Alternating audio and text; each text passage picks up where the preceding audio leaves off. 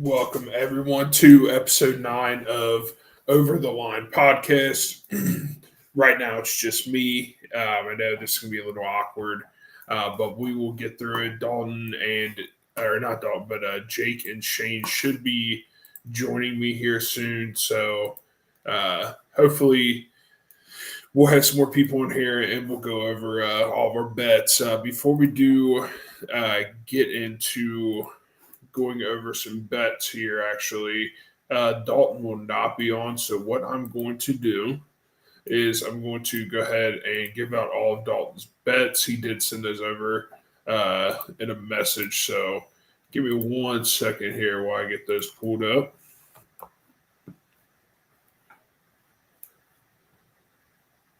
All right. So Dalton, of course, has lacrosse again, so we'll get obviously he's not on here, so I'm not exactly sure how his picks did go from last weekend. But for this weekend, he has a parlay. I'm assuming all of these guys money line. We have Cornell, Princeton, Penn State, and Maryland. Once again, Cornell, Princeton, Penn State, and Maryland, all those money line college across this year, plus 735. Pretty healthy parlay. Unfortunately, I'm not the guy to turn to when it comes to the college lacrosse, so I can't really give you too much on that. But we'll also go over, he has NASCAR this week. Unfortunately, I'm not betting NASCAR. I'll just keep getting shellacked in that, and I'm tired of wasting my money on it. So I'm going to take a week off. But Dalton does have NASCAR. He has one bet, and it's Larson to win at plus 500. So Kyle Larson, always great guy to bet on. Unfortunately, I just can't pick to save my life, so I'm going to stay away from that. And then a bet that me and him do share, and hopefully when the other guys get on, we will discuss this one, is the PGA Championship. Well, before we get into PGA Championship, I guess let's just talk about the schedule release. NFL schedule release tonight at 8 p.m. Obviously, there were some leaks. The most surprising slate to me was Thanksgiving. Just great games. Obviously, the biggest one to me was the Bengals playing on Thursday night. Obviously, being from Cincinnati, it's weird to see the local team playing on Thanksgiving. So it'll be interesting to see. I know I have friends that were looking at the schedule, kind of surprised at that one. So Bengals Ravens for that Thursday night. We have Chiefs Cowboys for when you're taking a nap. And then we have Packers and Lions to probably right after you got your first plate, 1 o'clock Eastern. So classic games. I mean, in theory, these should be some great games. I think I said that about a few games last year, though. And it just turned out as the season went on, the teams I thought they were going to be good just kind of took a downturn. So hopefully all these teams are still good by Thanksgiving and we have some entertaining games. So we obviously still have the 3 Christmas games, 2 of them on Netflix. I believe the last one is on Peacock or Prime TV. Let me look that up real quick.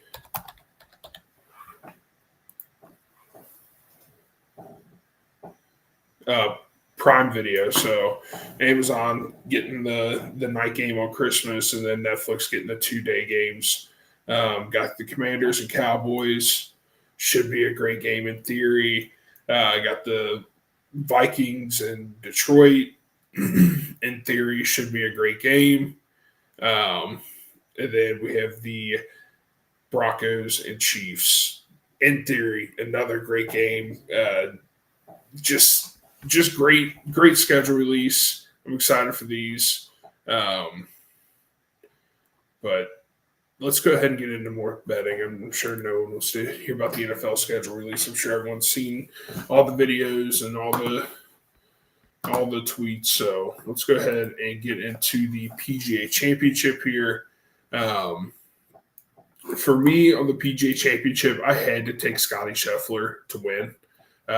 It just seems like you have to just, even if it's not much, just throw in a few bucks on it just to get it. It's at plus 425, which I think is great odds for Scotty to win this. Um, so I put a unit on Scotty to win, and then I also have a 7-pick parlay for this. I know I haven't been the best when it comes to my top 20 plays, but I decided with this one, we were able to go from, you can pick from top 20, top 30, all the way up to top 40. So I figured, let's just go ahead and put something together.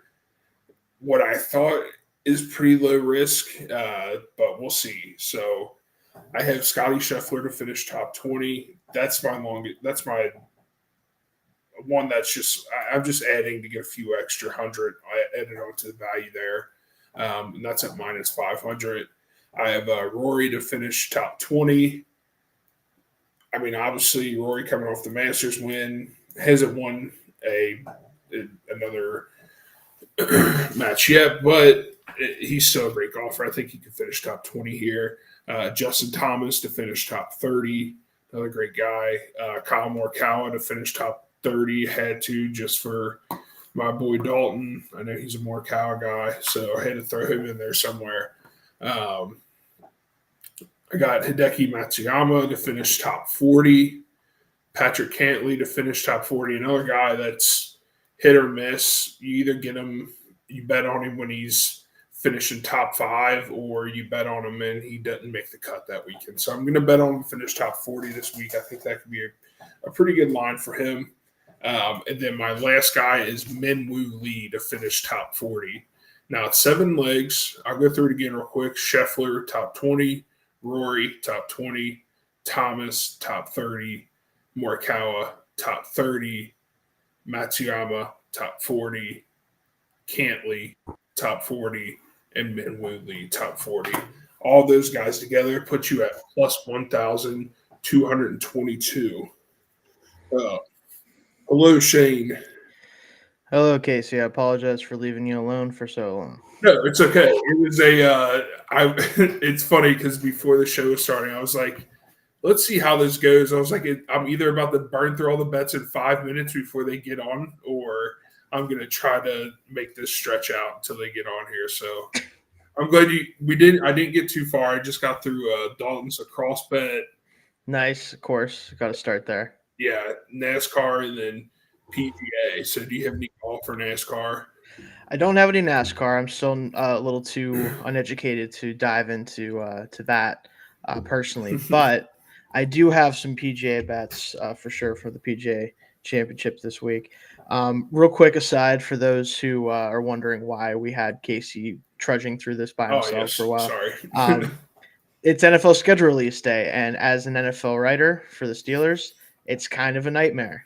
You kind of have to just pump out a bunch of stuff. Luckily, I got that taken care of for the night. I don't have to do anything until later tonight when I schedule for tomorrow morning. So I'm good for a while.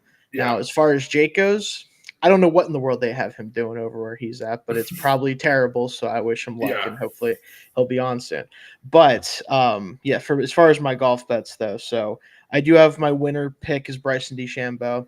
Just kind of feels like the live guys are weird, where it's like, okay, like I know they're really good golfers, but they don't play in the PGA really very much. They don't play on the tour, so it's like, how does that affect them? I think he's one of the better golfers in the world still, and I think he's going to have a really good shot of winning this year. And then for my top 20 parlay that I always do for these, I have Justin Rose, who is not who has done at least well enough to be inside the top 20 each of the last, I think, 5 tournaments, maybe longer than that. So he always plays well at the PGA Championship. Shane Lowry played very well last year and has been in the top 23 out of the last 4 years.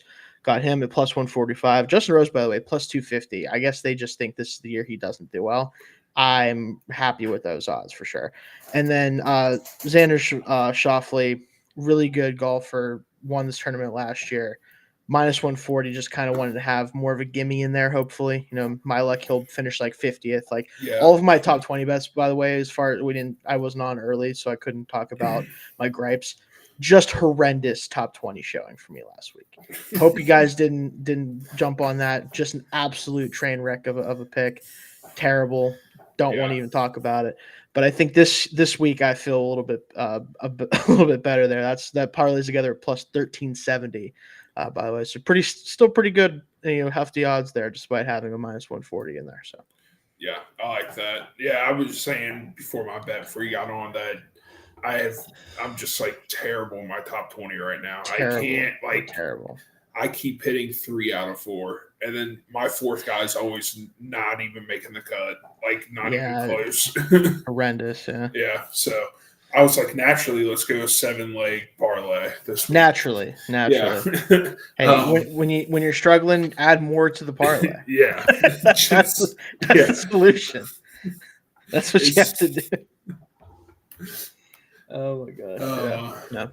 All right, and then Dalton does have a bet here. We have top 20 bet. We have Morikawa, obviously, for Dalton, Berger, and Neiman to finish top 20.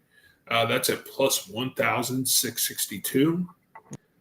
And then he has Oberg, top 10 at plus 210. Luckily, I'm not betting on him, so that probably will hit. Rory, top 5 at plus 100. Great, solid value on that. Then Scotty to win at plus 425. I also have that. Great value for that as well. So do you have any other gripes besides your PGA? We can kind of go back to that. Oh, you're muted, I think.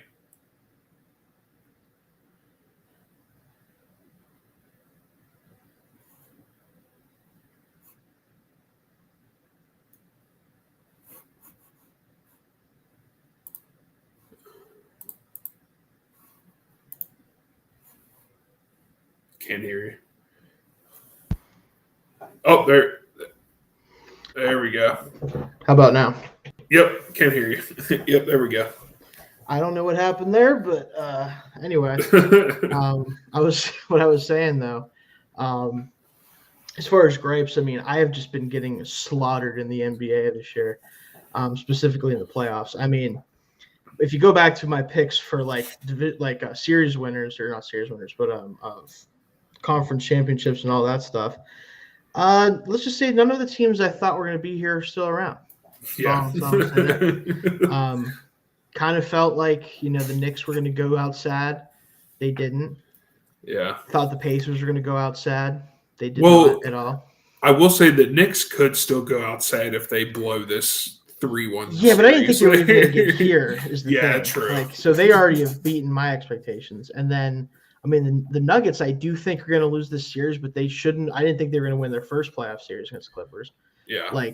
They're just beating my ass in terms of my expectations for a lot of these teams, which honestly is probably better for the sport. I'm not going to lie. I kind of like where this is going from a fan's perspective, but my wallet's not feeling good about it. Let me put it that way. I am not cooking. So I get it. Yeah. I also just I feel like I keep on seeing these people be like, oh, I'm taking the underdog tonight. And I'm like, no, you can't do that. The underdog has won. They're always right 2 nights in a row. And I'm like, don't do it. Bet on the favorite. So then I bet on the favorite. And then, of course, the underdog wins again. I'm like, I'm not missing it this time. I'm betting the underdog. Favorite hits. Yep. So that's the problem. It's like now the Celtics are without Jason Tatum. Suddenly they're better than they've ever been. Yeah. Just absolutely dominating the Knicks. It's like, what is going on in basketball this year? Yeah. I don't get it. It's just a weird year for basketball in the sense that everything you kind of expected to happen has kind of fallen by the wayside. And, we'll see how the rest of these playoffs roll out, but especially if the Celtics go down, the Thunder are the last actual legit top contender probably left going into the playoffs that we expected to be there. Yeah, I think if the Thunder make it past the Nuggets here, they're They're odds-on favorite, I would say. Oh, for sure. But like, who knows at this point? Yeah, like, who knows? Yeah, who knows? Like the Wolves could easily give them a series. They've shown that. That's true. Like, you know what I mean? Like, it's just but that's your point though. Is like we don't really know how these teams are going to shake out if they make it past this round here. You know, some of these underdogs. So I am kicking myself because at the end of the first round, I was like, wouldn't it be funny if I put Knicks and the Pacers to make it to the Eastern Conference Finals? It was like plus 2,800 or plus 3,000 for that, and I was like, it's like I'll just put like $5 on it or something. And I was like, but no, let's just not. Now I'm like kicking myself. Normally, I'd say that's a bad move with NBA. Yeah. Usually, you kind of know, but not anymore, man. I think we've kind of reached the point where I think the super team is kind of dead for the most part. You know, maybe that'll change in the next couple of years. Maybe we'll see some more. But I think the great teams who have a star figure on their team, like the Wolves with Anthony Edwards, and honestly the Pacers with Halliburton with these playoffs, right? Like teams like those teams are the teams that can take you a long way, and you just have to have a kind of enough around them to get through the playoffs. So yeah, you just need one dog and then build around them just a tiny bit. Like pretty much, you can compete at least. Yeah, so we'll see, and then. Shout out to the Mavericks. Just Jesus Christ. I imagine the luck, Nico. Yeah, the luck is really what's going on here. Listen, I am not a conspiracy theorist type of guy in any way, shape, or form, right? Especially with sports, right? This feels gross. This stinks like shit to me, bro.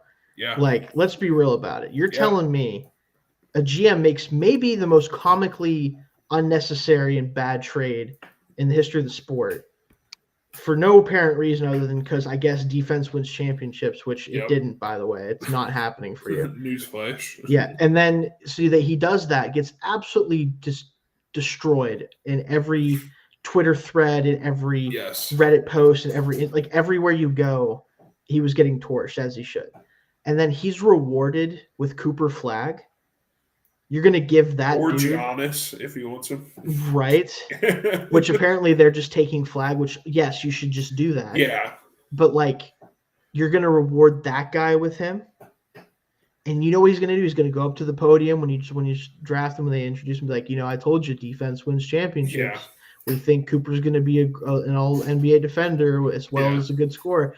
And we're going to have to watch Cooper Flag try to be, I guess, the next Luka Doncic when he could have just had Luka Doncic, a different type of player, but the next superstar of the team. And it's frustrating. Yeah. It's all hell for all the teams who are just tremendously awful. Yeah. Like the Wizards got to be sick.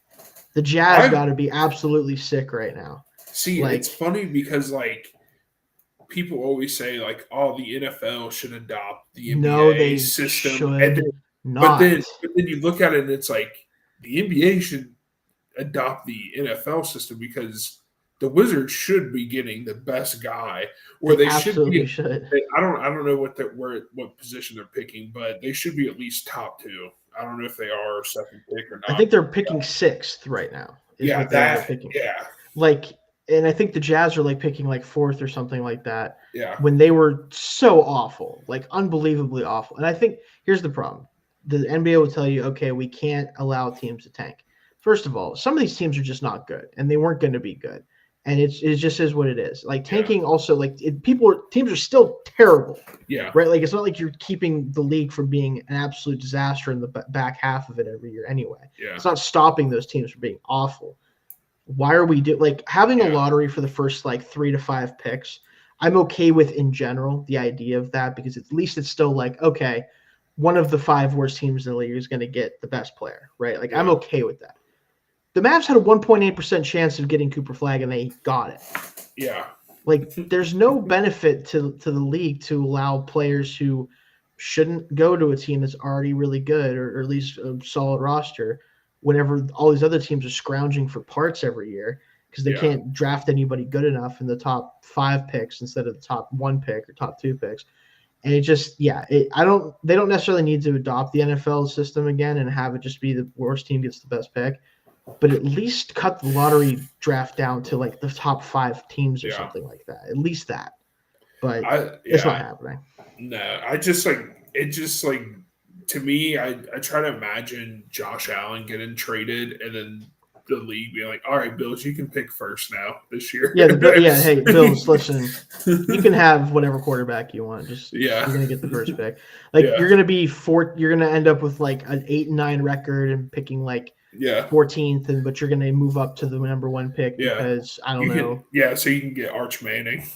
Yeah, or whatever. It's like Yeah. okay, Or it's whoever. literally what it is. Yeah. Yeah, it's insane. It's ridiculous, but what are you gonna do? Yeah, but speaking of NFL and the schedule release, do you have any games that you really like for the Steelers or in general, just for the league? Honestly, outside of the Steelers, I haven't looked super hard yet because I've had to focus on them. But the Steelers have an interesting schedule because last year, if you remember, a couple teams had this happen to them. The Steelers were one. All 6 of their division games happened in like an 8-game stretch, and I'm like, what is the NFL on? Like, what are they talking about? And it's not like the Steelers lost 5 straight games to end the season or anything like that. Partially because of that, but also because they weren't good. But whatever. Yeah. This year they spread it out a little bit more, still mostly back half of the year, which I'm okay with, like the back half of the year being where like at least 4 of the division games are. I think that makes sense. Kind of have more impactful games down the stretch. But there is one week in particular that feels like the NFL basically are giving one to the Steelers and also sending a message to the Browns that they suck. And it's week 6. The week 6 matchup, first divisional game for the Steelers, is against the Browns at home at Acrisure. And they get a bye week in week 5, so they come back from London, or not from London, from Dublin when they play the Vikings, get a full week off from that trip, and then the Browns are going to play the Vikings in London in week 5 and have to come back to the East Coast with no bye week to go play the Steelers on the road. Unbelievable circumstances for the Browns, like basically telling them to screw themselves. And am I against it? No. But it is a hilariously bad like setup for the Browns. It's basically serving them up to us on a platter. Yeah. And if Steelers lose that game, I might have to just call it quits that year. That's the type of like that's how badly they should beat them. That if they lose that one, it might be over already. Will Howard? I mean, he's going to be the savior for. Hey man, at this point, if Aaron doesn't show up, I was going to say, who is quarterback? Oh, Mason Rudolph, of course. You think he's back? He's back, brother. Do you think he will be QB1? If the season starts without Rodgers, absolutely, yeah. He'll be the starter. Now, will we see Will Howard at some point if he's the backup and Mason Rudolph is the starter? Probably, because Mason will get you like 6 good games, and then week 12 he'll like absolutely fall apart probably. Yeah. And then they'll be like, well, we got to do something, so we'll throw him out there. So that might be what happens, but we'll see if Aaron Rodgers decides to drag his ass to Pittsburgh or not. I don't know if that's going to happen. But yeah, right now it would be Mason Rudolph. So fun stuff for me. But all right, we'll see. So we went over PGA, NASCAR, NFL. What else do we have? Do you have any NHL for? I do not. No. Right. The only other thing I have besides baseball is 2 NBA picks for tomorrow, or for Thursday and Friday. I have the Knicks finishing the series off despite a just absolutely hapless performance tonight. Might have the -2.5 to finish off the series at home against the Celtics, that's on Friday night, and then Thursday night, tomorrow night. I have the Thunder doing the same, finishing the series off. Just money line though. I think it'll be a close game in Denver, but I think they can finish the Nuggets off here in Game 6 and send them home. Gotcha. Well, I have the Nuggets money line and Jokic 30+ points. Nice. Parlayed at +325. So that's my play for tomorrow in the NBA. And then I'll go over my NHL real quick, and then we'll get into our MLB. I have the Carolina Hurricanes money line, and then Dallas Stars +1.5 at +115. Those 2 picks together. Sorry, the Reds are just fucking. We just lost 2 nights in a row to the White Sox at home. Oh no. Yeah, and this was Pete Rose night. Stadium was packed. Yeah. I guess. By the way, congrats. Eh, Maybe I don't know. I don't know what I'm um, supposed to. I'm not really sure what I'm supposed to feel about yeah, that. I Honestly. I get why people are excited, but let's just be honest, everyone.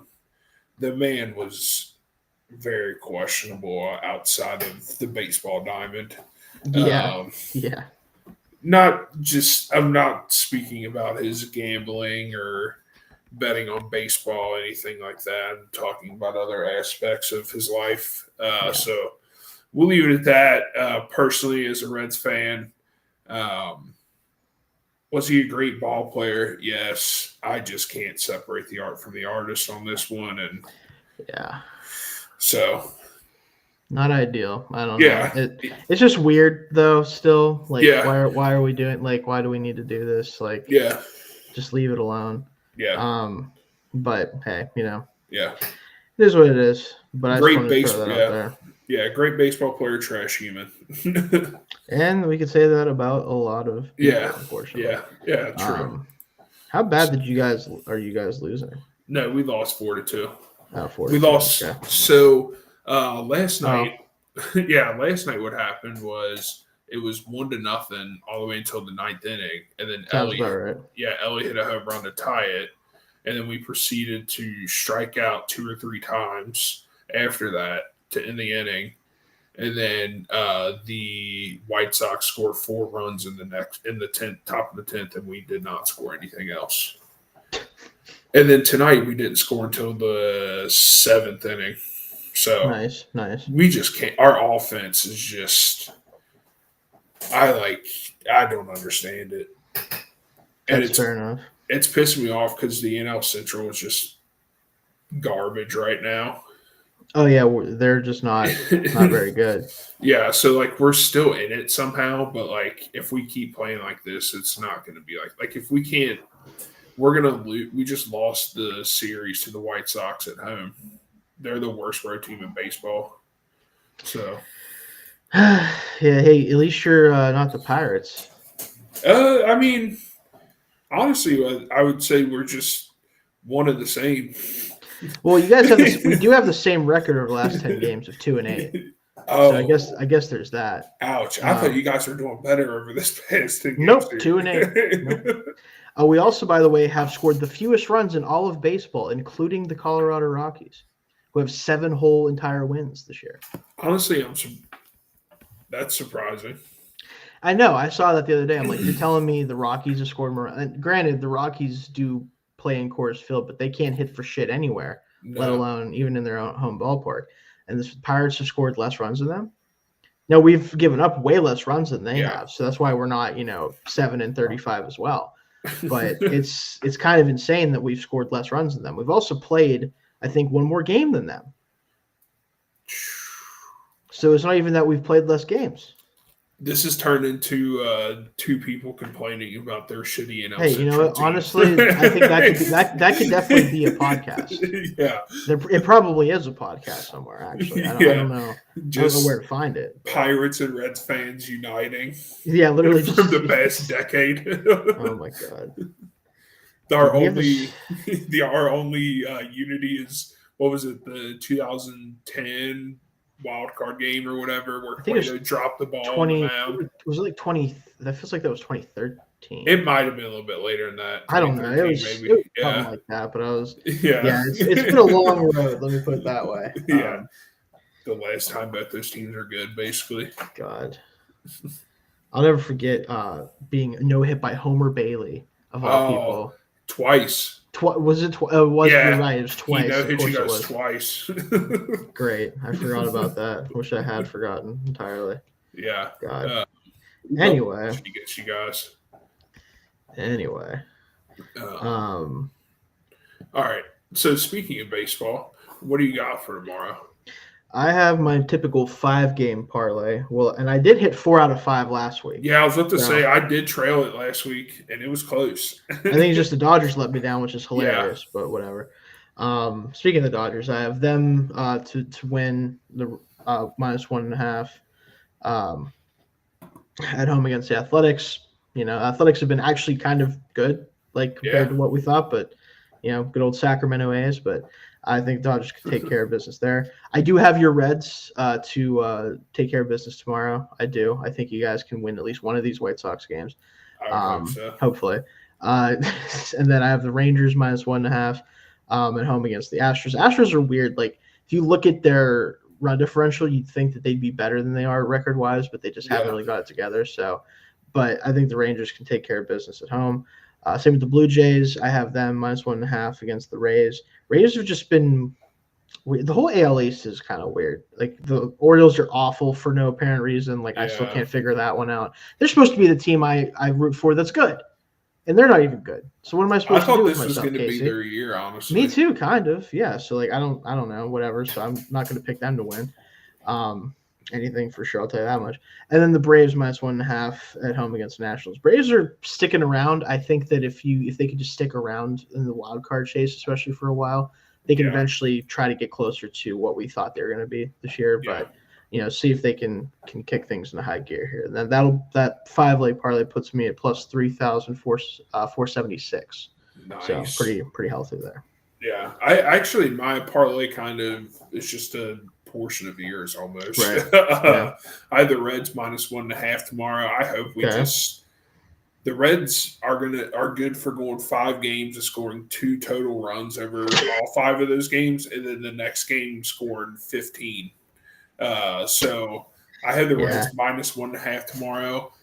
Dodgers money line, and then Blue Jays money line. Just a little bit. I didn't take the Blue Jays run line, but took money line. That's at plus 356. The Braves. Speaking of them, I forget what the stat was, but it was like the first 10 or 15 games of the season, their record. It was like no team has ever started out with X amount of wins and gone on to make the playoffs. Yeah. And the Braves have just they're the Braves. And of course they just kept going at it. Now they're playing solid baseball. And like you said, I think they can make the wild card still. Yeah. Like right now, if you look at the wild card chase, like they're 3 games back, I think, of the wild card. Now, granted, we're a quarter of the way through the season, so we have a lot of season left to play. But like teams that are 500 like they are right now this far in the season have made the playoffs plenty of times. So it's not like they're out of it by any means all of a sudden, which is getting kind of crazy. But also, I want to throw this out to you, Casey, if it'll make you feel even worse about your Reds. They're like expected wins losses based on run differential, right? Like I mentioned before. Our run differential is comical. It's plus 18 for a team that is 20-24. So you are correct to say that you guys score runs in bunches and then don't score for shit the rest of the time. Yes. You should be, based on expected wins and losses, 24-20. Instead, you're 20-24. Yeah. So if anything, that just means, hey, maybe you guys can figure it out at some point. But yeah, it's tough. Not ideal. I think we have 4 or 5 games this year so far where we've lost 1-0. Man, that's like playing Jacob DeGrom simulator, dude. Yes. Like when he was with the Mets. It's insane. You have no idea how frustrating it is because there was a stretch where there was 2 games back-to-back where we lost 1-0. And it's just like you're on pins and needles when they're on defense because you're like, okay, we can't give up a run. And then it's just like, all right, 1 run. And then you're just like, okay, we're having good defense. Get on offense. Get a guy on. But then you can't get him over. Or you get him on third with 2 outs and you pop up or strike. Like, it's just, I could squeeze the shit out of him, man. That's very much what it's like to be a Pirates fan as well. I'm not going to lie. Yeah. It's funny because if you look at the runs allowed in the National League Central right now, there's – at most an 11-run difference between the worst, like the best and worst at doing so. Like the pitching is almost identical in terms of success rate in this division. It's just 2 teams can actually score runs and the rest cannot at all, pretty much. Like Milwaukee is exactly 193 and 193. So 193 runs scored, 193 runs allowed. But guess what? They're actually under 500, which is hilarious. It's like the most Milwaukee Bucks stat I've ever heard of. Like, it's just the whole division is just like the most mid it possibly could be. Yeah. It's actually insane. It's so fun. It's funny because it's like, I feel like any one of these teams could do it or could have like a 10-game win streak, and then all of a sudden they're top of the mountain of this. The like Cardinals are currently doing it right now. They're 9-1. The Cardinals they're literally doing it right now to us. Even if like the trend continued and the Pirates went on a 10-run leg, like they're right in it again. Like they won't, don't worry. But then like what's funny is like we have this happening besides the Cardinals, everyone's just shitting down their leg right now. Literally. Like Pirates right now are gonna be 15-29 after tonight, assuming they don't find a way to blow this 4-0 lead against the Mets right now. Don't say that. What inning is it? It's the 9th. Oh, okay. So I'm, feeling pretty okay about it. Okay. But also, who knows, man? This team isn't good, so they could definitely lose to the best team record-wise, I think, in the majors, at least with the Mets. Yeah. But I guess it looks like it was just you and I tonight, Casey. Yeah, I guess it was. I think Jake got banished to the shadow realm by whoever he's doing stuff for right now. Yeah. But we appreciate you coming on, or appreciate everyone watching and you coming on late and joining me, because if not, it would have been a 5-10 minute podcast, like I said, and it would have been the shortest one we had. So I appreciate you coming on. And next week we should hopefully we'll have everyone. I can't think of anything off the top of my head that's super important coming up besides continuation of playoffs. No, yeah, I think that I should definitely be good. Don't know yet when the Monday podcast will be back, just so everyone knows, the draft podcast. Yes. We'll see kind of what that ends up becoming during the off season, but should be something else at some point coming. But for now, just focus on the betting stuff and hopefully get the full slate of everybody next week. Yeah. So. Hint, everyone, just keep your ears open for something possibly. But thank you again. And we'll only have 2-leg home run parlay tomorrow because there's only 2 guys. That's the rules. You can't put a leg on the home run parlay unless you were on the show. So that's definitely a rule that we just came up with right now. Yeah, I came up with it last week because the graphics a bitch to make, and it makes it easier. Also, better chance of hitting. Yes, also very good. With Shane's luck, I'm not even going to say it. Knock on wood. Anyways, thank you everyone for watching. We'll have that bet out tomorrow. The home run parlay 2 legs, so be ready for that. I'll talk to Shane. I might have. Let's do it. You want to do a pitching parlay as well? Strikeouts? We'll see who's pitching tomorrow. We'll see who's pitching. Yeah. That's a possibility, everyone. TBD. Possibly. But we'll have a home run for sure. But thank you guys again for watching. We really appreciate it. Have a good rest of your week. Good luck on betting whoever you support in the NBA. Sorry for all you fans of favorites. I know they're going down. So good luck.